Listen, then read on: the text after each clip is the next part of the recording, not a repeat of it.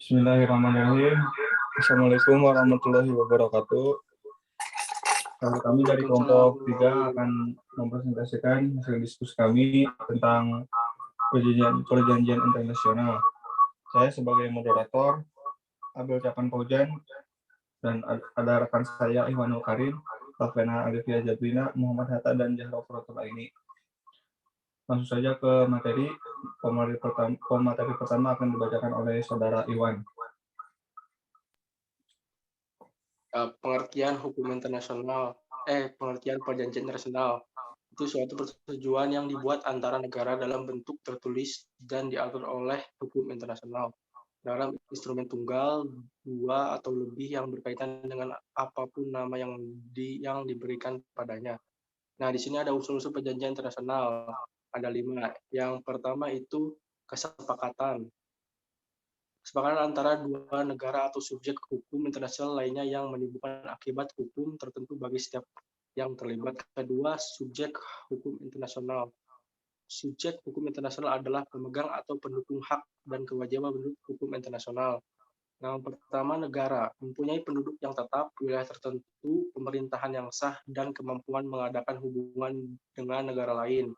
Kedua, tahta suci Vatikan adalah gereja Katolik Roma yang diwakili oleh Paus di Vatikan. Tahta suci Vatikan mempunyai kedudukan yang sama dengan negara yang sebagai subjek hukum internasional. Tahta suci Vatikan memiliki perwakilan diplomatik di berbagai negara di dunia yang kedudukan sejajar dengan wakil diplomat negara-negara lain.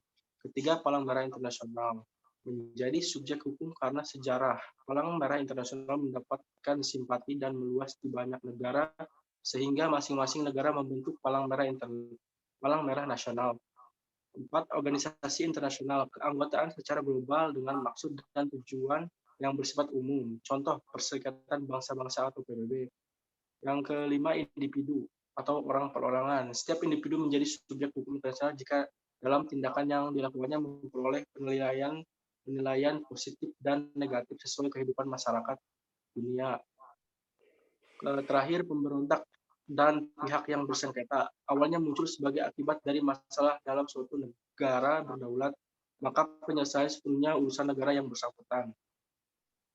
Yang ketiga dari unsur-unsur perjanjian internasional yaitu tertulis, suatu bentuk formal keterlibatan satu pihak dalam sebuah perjanjian hukum yang resmi berlaku dalam sebuah kesepakatan antara negara yang diimplementasikan ke dalam sebuah perjanjian internasional.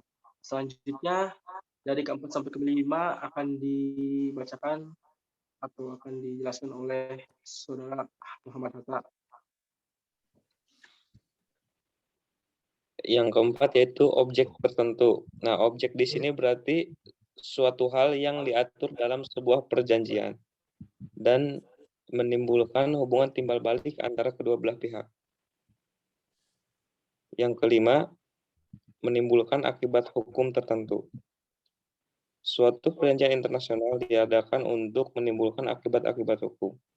Dan akibat-akibat hukum tersebut mengikat bagi pihak-pihak yang mengadakan perjanjian tersebut. Dan meskipun yang melakukan penandatanganan adalah pemerintah, tapi implikasinya perjanjian internasional tersebut mengikat pula terhadap warga negara.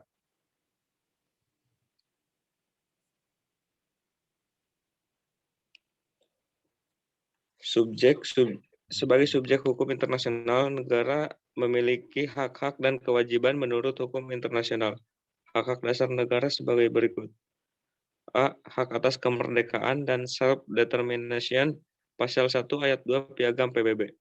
Maksudnya hak untuk menciptakan keadaan-keadaan yang tertib dan kemakmuran yang merupakan dasar bagi terciptanya perdamaian dan hubungan antar negara. B.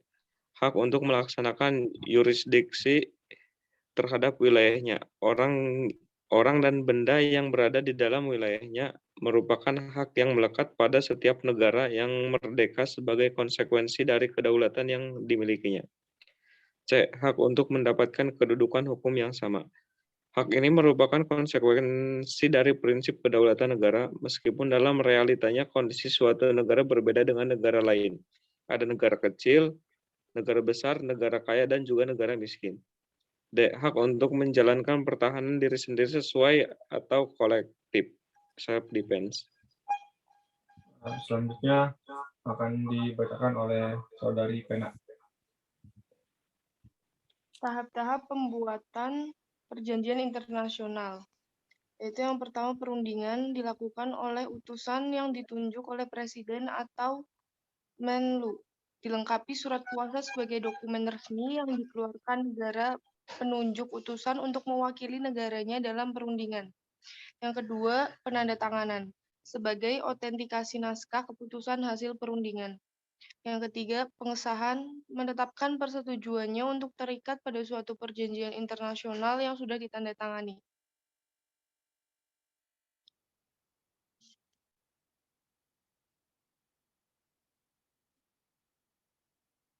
Yang berikutnya, batalnya perjanjian internasional. Batalnya perjanjian yang pertama yaitu bentuk perjanjian salah atau bertentangan dengan ketentuan hukum nasional. Misalnya, kepala negara meratifikasi tidak sesuai prosedur.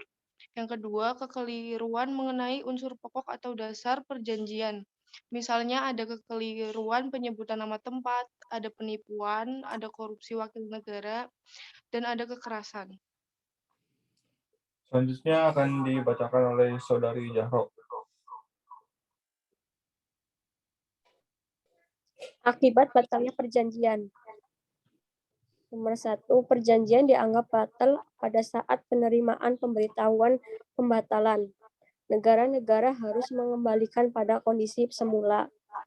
Yang kedua, bila batalnya perjanjian disebabkan karena pelanggaran terhadap norma imperatif negara-negara, diharuskan menyesuaikan dengan norma tersebut. Berakhirnya perjanjian internasional. Atas persetujuan para pihak sesuai dengan ketentuan dalam perjanjian, klausul pembubaran diri, penarikan diri, dan penangguhan berlakunya konvensi. Akibat terjadinya peristiwa tertentu tidak dilaksanakannya perjanjian, perubahan keadaan secara mendasar, timbulnya norma imperatif HI perang.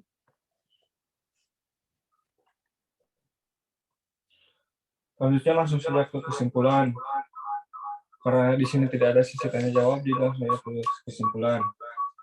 Dari pembahasan di atas, maka dapat disimpulkan bahwa negara dapat berperan sebagai negara, pihak, atau negara bukan pihak dalam perjanjian internasional. Dan peran tersebut akan mempengaruhi tindakan negara terhadap perjanjian internasional tersebut. Terikatnya negara dalam perjanjian internasional dapat dilihat dari dua aspek. Yang pertama dari peran negara dalam perjanjian internasional, dan yang kedua dari substansi dari perjanjian internasional itu sendiri. Jadi sekian presentasi dari kelompok kami, kurang lebihnya mohon maaf. Assalamualaikum warahmatullahi wabarakatuh. Waalaikumsalam warahmatullahi wabarakatuh. Waalaikumsalam warahmatullahi wabarakatuh.